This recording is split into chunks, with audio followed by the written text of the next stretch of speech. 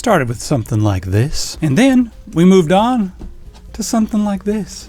But now we've come to something like this. This is where we are right now. Windows 11 is in like a crisis point right now where it's not for the people anymore. It needs a Service Pack 2 moment. I think that, and you know who else thinks that and where I got this idea from? Dave Plummer, retired Microsoft programmer who helped work on a lot of the old operating systems back in this day. This day and age. Yes, back in these days. I think Windows XP was his last hoorah at Microsoft before he retired and moved on. And he said that at the, a Service Pack 2 moment, there were, a lot of things going on with Windows XP. It was a major changing point from the way Windows used to be into this new system, and there were all kinds of new features, and you know what? It was buggy and it crashed a lot. And they said, you know what? We need to stop adding features. We need to stop doing stuff, take a break, and just fix bugs. And then they crunched and fixed all kinds of bugs that they knew of. They fixed a bunch of bugs that they didn't even know were there. And then they released Service Pack 2, and Windows XP was on its way to becoming one of the best operating systems, if not the best operating system of all time. That's not my favorite, but a lot of people do, say it's their favorite. So we're going to have a bit of fun in this video.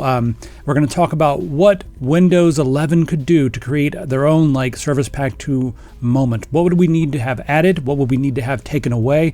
I also posed this question over on easymode.im and got some pretty cool answers over here that we'll go through. A lot of this stuff I've integrated into my script. The biggest feature that they have to bring back is trust. Yep, Max got it right here.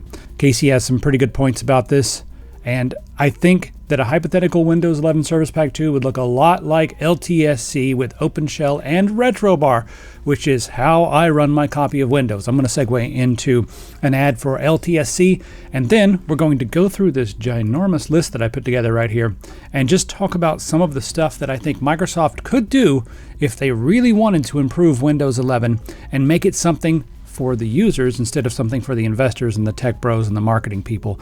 They really, really have lost their way, and they need to listen to their customers. So let me talk about how I run my copy of Windows. As you can see down here on the bottom, my taskbar looks a little bit different. I'm running Retrobar, and if I press my start button here, I'm running OpenShell, and I've got stuff pinned here. If I want to go to my control panel, click that, and it brings up my old school control panel. So I kind of use Windows the old school way. This is really, really old school. Phone and modem. Can you believe that's still here? Yep. Some people still use phone and modem. Look at that. Anyway, let me talk about LTSC for just a second. So I go over to whokeys.com and I grab copies of LTSC. Now, when you're over here on whokeys.com, you can grab a copy of Windows 11 Pro or Windows 11 Home. But if you listen to what I have to say, you can grab LTSC, and they have that in a couple different flavors. You can get Windows 10 LTSC, and this has security updates until 2032 maybe. And then this one's even longer than that. The LTSC IoT editions just have security updates for a longer period of time. Now, what's the difference between LTSC and the version of Windows that you get? It doesn't have any of the bloat. It doesn't have Recall. It doesn't have Copilot. It doesn't have any of the AI nonsense. It doesn't have any games installed. It doesn't even have a photo viewer installed. So you're really on your own. You can install anything you want, but it's like a base copy of Windows. In my opinion, this is what Windows Pro should have been, because you can go and upgrade it however you like. You can still get Windows 10 Pro if you want to and just do the extended updates. Above and beyond that, we've got 2 flavors of Office. If you're sick of paying that monthly fee, grab these flavors and don't sign in to the internet or whatever. Don't sign into Microsoft's account, because then you can just keep using these forever without having to pay. Now, you see these prices right here? Well, we've got a coupon code TS25, so put that in and you'll save 25%. Let's go ahead and grab a copy of Windows 11 LTSC and just watch that price come down. Yes. All right, just put in my card info. There we go. Click on View Keys and Codes. Once you get to the User Center, click on Get the Key. You'll see your key right here in the middle. Go ahead and highlight that, copy that. All right, here we just need to press Start and then type Activate. You'll see Activation Settings. Go ahead and click on that. And then right here it says Not Active. That's okay. Just click on Change Product Key. Paste in our product key, press Next, and then click on Activate. Hey, look at that. Active. Now I can come back over here and change my wallpapers and everything else. Great. If you're looking for the link to grab an ISO for LTSC, I've put all that information at the bottom of the description, so you just scroll all the way down and you'll see that. Grab yourself a copy of LTSC, and then I've got videos on how to set up LTSC, get it up and running, and install a few programs. So I'll link all that stuff below in the description, but it really is the way Windows should be. Grab yourself a copy of one of these OEM keys. The LTSC keys are volume licenses. They're a little bit different, but I've covered all that in videos in the past. So head over there, grab yourself a copy, get it unlocked. And now let's get on to talking about what Windows could do, or what Microsoft could do to redeem themselves when it comes to Windows 11. And the first thing I want to talk about right here on my outline is privacy and trust. That's the Dave Plummer video that I've linked below. Just like Max said over here on easymode.im, they have to get our trust back. They really have to do that.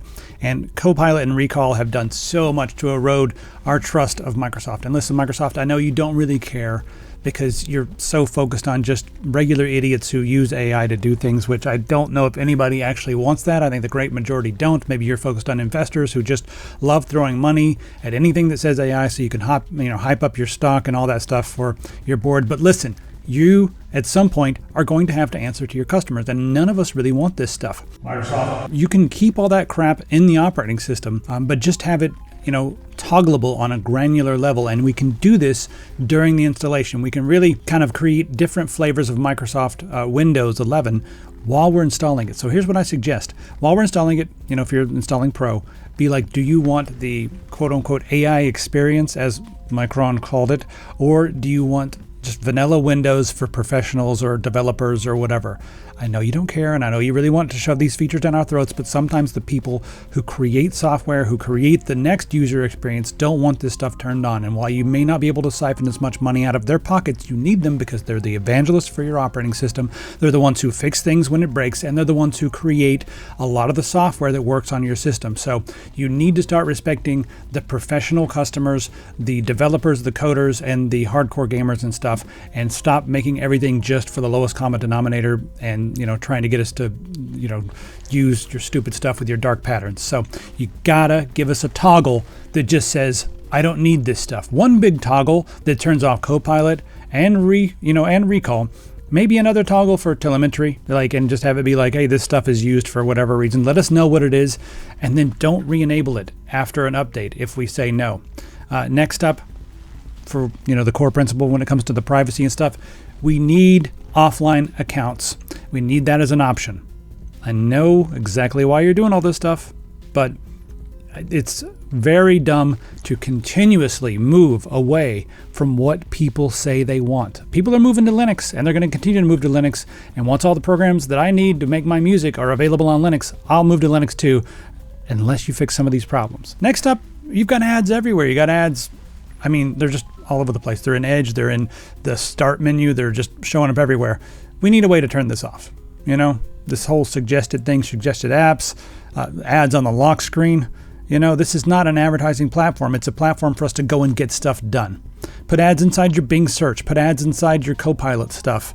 But when it comes to the operating system needs to be enabling me, not distracting me. So that's a big shift, is you need to enable us to do our work. You don't need to be getting in our way like you do all the time. All right, next up, I would prefer to have the default local first behavior. Like files are saved locally by default. OneDrive is opt-in and all that. We don't have any of that stuff. And I put this no auto-sync surprises. I haven't had this happen to myself because I always uninstall OneDrive. Thank you for allowing us to do that. But yeah, I always uninstall OneDrive, but I've seen online some people say that they don't pay their OneDrive bill or whatever, and they've got stuff on OneDrive and it's exceeded the maximum amount allowed. And after a while, Microsoft will shut it down, send you some warnings, but if you don't see the warning emails or whatever, I've heard that they delete stuff from your OneDrive account and then it actually gets removed from your computer. So I checked online and I did see people say that has happened to them, which is kind of wild. But I think those core things that I've just mentioned are the biggest issues when it comes to reestablishing trust with all of your users. Next up, we're going to talk about the UI. Now, let's just talk about the taskbar. So over here, this is not even my main monitor right now. It's my secondary monitor. That's why you don't see a start button. But I've still got my taskbar down here on the bottom. And I'm running an alternative taskbar called Retrobar, which I've made videos about. I like having all of my little quick links. I forgot that quick something here. And then I like being able to see the full words of what it is. So I know, oh, this is the hooky stuff I was just talking about. Okay, oh, this is easy mode right here. And oh, this is a File Explorer to 86 box. What's that? That's good. There we go. Get that up and running. So I can see everything that's going on down here on the bottom. I like that a lot. And here's the thing. Go to my properties, And check this out. You should bring this back, Microsoft. Remember when we could do this? Smack it over here. Why is that gone? It doesn't make any sense. Who was this harming? Did you have like one too many calls from people who were like, help, it's over. I don't know how to get it to go back down to the bottom. Have you tried clicking and dragging it? Oh, it won't move. Have you unlocked it? Oh my God, it moved. Did you get one too many calls like that? You see the other one trying to come back? So yeah, I used that. And I think we need, some options. It would be really cool if while we were installing, it was like, you know what? We've got a lot of different user interfaces and we've had many over the time, over the years. And some work better for different people. Some are better for your workflow. Some are better for her workflow, whatever. Maybe we could pick the UI that we wanted. Wouldn't that be amazing to be like, you know what? I think that this was the best UI. So give me like the basic Windows 95 UI. I could do that right over here because we got retro bar. So yeah, check that out. I've got like a dark mode Windows XP going on right here. I'll leave it like that. And then wouldn't it be cool if we could pick our favorite start menu, just like we do here with OpenShell? So essentially this is the comment that we see right here from Casey saying like, hey, it'd be a lot like LTSC with OpenShell and retro bar, which is what we have right here. OpenShell, and I'm running like a Windows XP version right here. I love how it separates the apps and the programs. I've also got the font turned up really big so you can see it. So yeah, anyway, wouldn't that be cool? It'd be nice to have just more control in general over all that kind of stuff. You know what? If RetroBar can do this, Microsoft could do this as well. Next up, this is non-negotiable. This is absolutely non-negotiable. Go to the desktop here. Right-click on this, and we need real right-click contextual menus. So just like this, we don't need that, click here for more, and we need proper shell access restored for this. I don't use too many shell extensions, but what would you do with that? I have a shell extension that I created that allows me to right click on any MP4. It uses FFmpeg and then allows me to remux that, which is just essentially change the container from an MKV to an MP4. So it's something I added to my right click menu, but stuff like that is not as easy to do in Windows 11. So this is non-negotiable. We gotta have that. Also, I'd love to be able to toggle the rounded edges. I've had to do all these things with hacks. As you can see right here, if I grab my window, I've got square edges, even though this is Windows 11 LTSC. I had to run a stupid program to hack that. It would be nice if we could just toggle a few different things because, one user interface is not good for everyone. So I guess rounded edges, it harms my soul. Some people don't care. Some people like it better. That's fine. I want them to have it, but I want to have the square edges. I can't handle round edges. It makes me feel like someone's trying to be. It feels patronizing. They make me want to hit someone, but I don't know who I'm supposed to hit. Like Microsoft, send me a message and let me know who am I supposed to hit. Unless it's a group of them, then it'll be whom should I hit. That's got to be a thing. Next up, themes. Wouldn't it be cool if we had theme options? Not just like accent colors and stuff, but like back in the old days when we could like do full-on crazy themes. Wouldn't that be cool? And while we're at it, let's just go one step farther. Well, I think that it would be really, really cool if Microsoft opened up the shell portion of their operating system. How cool would it be if Microsoft was like, you know what? We're the kernel, we're the operating system in the background. This is our default user interface, but if someone else wants to make a user interface, we have opened up the shell. Right now, the interfaces that we have, they're not based upon a lot of Microsoft code because it is so closed and it's difficult to make stuff for the shell. But if it was open, then who knows? Maybe we'd have GNOME or Plasma or some other, different stuff for the shell, which is like the way it looks, the start menu, the file browser. The file browser is pretty good, I feel like, in Windows 11. It is something, the File Explorer. There are some alternatives, but it would be nice to have a few more options in that. Maybe remove some of the web integration when it comes to that. I don't really need that in there, or at least make it toggleable. Yeah, that would be cool. But yes, what's next? All right, next up, let's talk about settings versus the old school control panel. As you know, I click here and I go to control panel, but there's also settings. So this is what settings is. It's here. This is the settings menu, And some people prefer this. It's fine. I find it to require far more clicks to do simple things. So I generally go here, or a lot of times I'll just go straight here to the network connections. And I prefer this old style, not because of the way it looks. I actually don't care about how it looks. It's just I find it to be far more functional, and I can get to the things that I need to get to much quicker. Just a couple of clicks and I'm right here, and I can come over here and say, for privacy, let's add some sites to the privacy list and allow block. It's just so quick and easy. When it comes to security, let's go to my local internet and add my NAS just by clicking on sites here and then going and blah, blah, blah. It's just quick and easy. Backup and restore is also here, but we'll get to that in just a second. So yeah, that would be nice if we could do that. Next up on my list is no first UI churn. What does that mean? What is UI churn? A lot of times the UI will be updated just to be new and modern. And a lot of times they'll take away features when they do this. It doesn't make any sense. Like moving the taskbar from place to place. Why? Why did you take that away? It makes no sense. The ability to resize the taskbar and have small icons. That's also gone in Windows 11. Let me just show you here. Like if I go ahead and exit retrobar, look how much thicker the Windows Task Manager or Start menu is. This is the Windows Start menu. It's so thick and I cannot resize any of these things. So I'm going right back to retrobar because I can come in here, go to my properties, and I can change the size of this. Well, this is the smallest. It'd be nice if I could go down to 90. That'd be cool. But whatever. You get the idea. I can come over here and if I like, this is how big the one from Windows 11 is. It's big and bulky. It takes up a lot of my screen, and I don't like to do auto hide because that's a very annoying behavior to have that popping up and distracting me. So that's another reason why I'm running retrobar. Really, I think that Microsoft kind of solved UI around the Windows 7 era.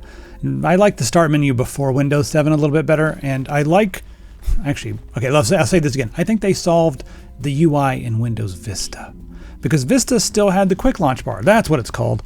I forgot what it was called a minute ago, but like, see this quick launch bar right here? And then the programs over here? For me, that's the best way to do it. I find this to be much easier to switch between things. I don't get distracted and have to come over and hover and be like, what was I looking for? Whenever there's a stack of things, for instance, if we go back to the regular Windows way of doing things, like there's a stack of things right here. I have to go like, which one was it? This one.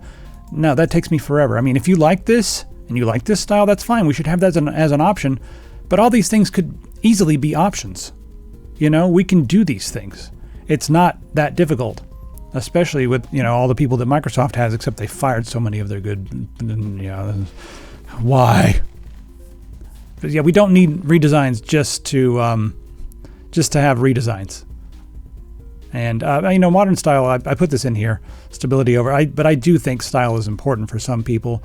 And I think that style is functional. Obviously, I'm wearing my Christmas jacket right here. I celebrate solstice. I don't care what you celebrate. I say Christmas because the fragile people will scream if I don't. Now let's get down to business and talk about functionality. So the OS, right here it is. This is my key. I don't know why I put a period at the end of that sentence. The OS needs to get out of the way. So think about your operating system as a manager that helps you get things done. And I'm going to paint two different pictures, and you can tell me which manager you think is the better manager. I don't know why I said it that way. Anyway, so manager number one comes in and they're like, listen, I need this done by the end of the day. Here's how exactly I want you to do it. I'm going to stand here and watch you do things and ask you to change the way you do things. I'm going to frequently interrupt you with some ideas that may or may not be relevant. I am also going to ask you to please use this AI thing, and I'm going to ask you over and over and over, even if you don't want to. So get to work right now. I'm not going anywhere. I'm going to continue to bother you while you're working. Is that a good manager, or is this a good manager? So they show up, they say, listen, here's the task. I think you can get this done by the end of the day, but let me know. Here's a whole bunch of tools. I'm going to leave you alone. Just do it however you want to do it. Get it finished. And if you need anything, let me know. Otherwise, have fun. Which one's the better manager? I think the second one is obviously the better manager, but Microsoft right now seems to think that the first manager is the better manager because that's how they're treating their users of their operating system. Their users, yes, whatever. So I think that we need to have minimal background services.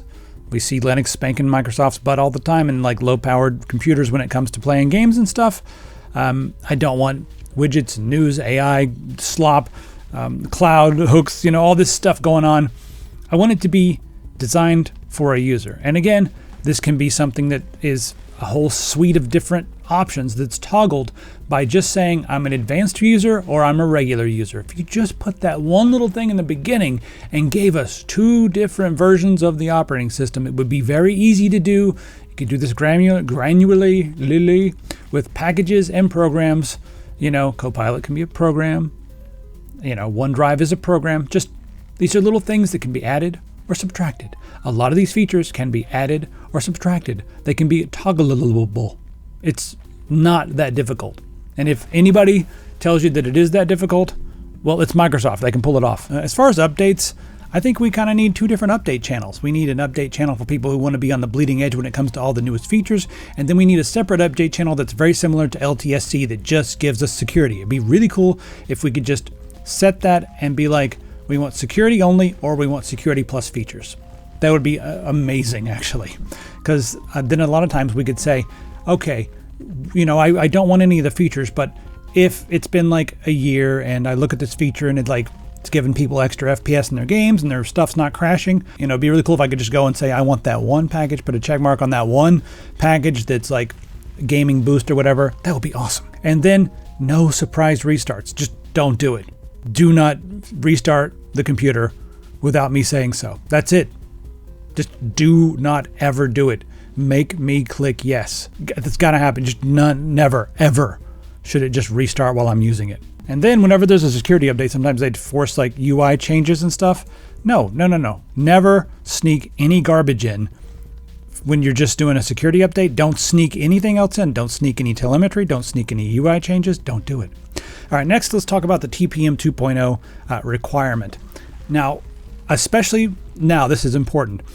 We've got all kinds of computers that can no longer be used, and it's all Microsoft's fault. They talk about like, oh, save the planet, everybody does, right? But there's a lot of e-waste going on here because people, they just can't use their old computers anymore because they don't have TPM 2.0. And I have Windows 11 LTSC running on many computers that are like 20 years old, like ridiculously old Dells and stuff. They work just fine. I had to go into Rufus, which is a program, and hack out the TPM 2.0 requirement. So that tells me that stupid requirement doesn't make any sense. We should be able to install Windows 11 on anything. Just have a toggle, or have it warn us and be like, listen, you're installing this on something that doesn't have TPM 2.0. Just a warning. It may explode or whatever. I don't know. Just give us some kind of warning. Maybe you could restrict some features of the OS. I don't know. But yeah, that TPM 2.0 soft requirement, why is that even there? It makes no sense. Unless you're trying to sell new computers, but yeah. All right, File Explorer, I do have a few things. So it would be cool if File Explorer was a little bit faster. I need a little bit less, less padding. I almost said fewer padding, but that's fewer pixels of padding. Yes. Tabs are okay. I don't need to do that right there. And the random web integrations are a mess. One other thing is, it's interesting. I feel like we've lost some features from Explorer that we had back in the Windows 98 days. I'm not even sure if this was on Windows 95, but I installed a copy of Windows 98 and check this out. Normally on the desktop on Windows, you can move icons anywhere you like. You used to be able to do that on, in any folder. You can't do that anymore in any folder. You can't just move things around. And this would be really cool for someone who's doing something creative and they're like trying to arrange things. Maybe they've got like a bunch of images or a bunch of files and they want to like move them around because they're creating, I don't know, a folder filled with ideas and stuff. And they want stuff to be in a certain order. Well, you can't do that on modern versions of Windows, but check this out. On the old version of Windows 98 that you're seeing right here, I can go into any folder and just move the icons wherever I want. And as long as I'm not viewing this as a web or whatever, you could like, in the options, you can toggle web on and off. As long as you turn off the web stuff, the web viewer, well, you can just move it anywhere and it remembers when you go back into the folder. And any folder. That's features from so long ago that I've just been gone. Who was that harming? I don't know. Why? I know you're trying to make money, but we've got alternatives. Like I can install this. All right, let's search for Realtek because I got a Realtek thing in there. And look at this. Down here, look, search the internet. See? That's all. If I want to search the internet, I can do it right here. That's how it should be. Unless you want to have a separate section, but just mixing in web results, I find that to be extremely distracting. When I'm trying to do something and I start typing and then I get a bunch of nonsense, it's like it takes me out of what I'm doing. I have to like sift through that and figure out what's going on. So yeah, I put this section here, open the shell. I've already talked about this for the UI, but I guess I put that under functionality. I don't know, whatever. But yeah, open up the shell. And then the next thing right here, just give us longer terms when it comes to like these additions. We don't like the UI churn is the big thing for me. We don't need this. We don't need UI churn. We don't need a brand new UI every few years. You've solved the UI. If you want to make some updates and stuff, whatever, that's cool. But all this could be solved by giving us theme support, making the theme support universal, and then allowing us to install whatever theme we want to. If you really want to make a new theme because, I don't know, some marketing person at your company's like, people love soft, rounded, bubbly things, so let's make a soft, rounded, bubbly version of the operating system. Sure, make that the default theme. That's fine. I'm fine with that as long as you allow us to theme things the way we like and go in and say like, I want this theme. I want this UI. Why can't we do that? Who would that harm? I know maybe that would cause some confusion for people who like, I don't know how I got this weird theme, but just lock it behind, different checkboxes that like, I'm an advanced user. You could solve so many problems just by saying like, these are advanced features. This is for advanced users. Put a little thing like that and be like, are you advanced? Yes, I'm advanced. Just like developer options, like when you're like, oh, I'm a developer, and you got all kinds of extra options that like normal users don't have. You can do that on Android. Give us that on Windows. Why not? Why not? Perfect timing. That was the last sip of my hot chocolate. Delicious. Don't forget to hail coffee, y'all, even though that was hot chocolate. Hail hot chocolate as well. Happy everything. Microsoft, if someone there is watching this video, I hope you tell your boss, unless you're the boss, then get to work. Call me up. I'll do a couple of free consulting sessions. And then you're going to pay me because I'm going to tell you some valuable shit. All right, happy everything. Holidays, Christmas, solstice, Kwanzaa, what's that one? Festivus. What's the one with the menorah? The one with the menorah.